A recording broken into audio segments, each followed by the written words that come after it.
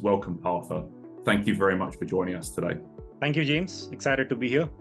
In your own words, why is AI education now becoming truly essential for all employees and not just technical staff? This is not the first time in our industry where we had new technologies come in and kind of take that kind of mind share. It might seem like a hyperbole right now, but I fundamentally believe that the impact of AI on human civilization is going to be equal to the impact that internet has had, or electricity has had, or fire, or wheel has had, and so on, right? And that's a very big statement to make. Now, when something is this impactful, when something has transformed everyone, whether you're in the tech industry or not, so much, it is very important that people educate themselves about that, right? That technology.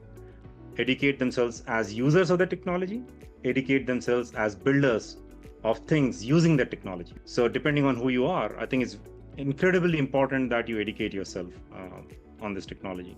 If you don't do that, I think you would be left behind because there are others who are doing it. So I would say it's very important. Education is extremely important. The first, I would say that it is not an easy field. I think let's not kid ourselves. It's a pretty deep, complex field. Few things. We understand it's very important. We also understand that if you don't do it, you're going to be left behind. Now, the question is, okay, now let's say you bought into this thing that, okay, I've got to do something about it. It is complex, okay? Now, one of the reasons why it's complex is because there is quite a bit of math.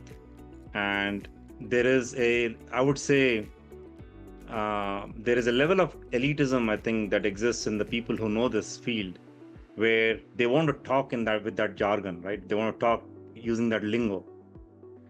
Whereas I think if you know the stuff, you should be able to explain it without, doing too much, using too much of that lingo. Do a couple of things, right? I think you need to have a roadmap of what you would like to learn because the field is very vast. So there's so many things, right? You have to figure out what you want to focus on. And then you need to get into starting asking questions like, okay, why? Why does this thing work like this? And when you answer that, then you would basically say, okay, I understand this. Now, how do I apply this to this? And then you would ask this question of why again.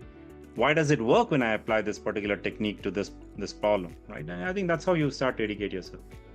I suppose if you had one final message to all our viewers, or if there's anything else in particular you'd like to say to our viewers, what would it be?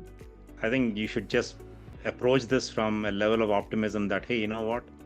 I can use this new tech and I can do really creative and cool stuff. What it is, of course, part of it is what you have to invest your time to figure out what it is.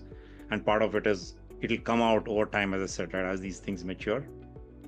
One point I would make is that if you're comfortable what you're doing right now, I think that should be a cause for concern, right?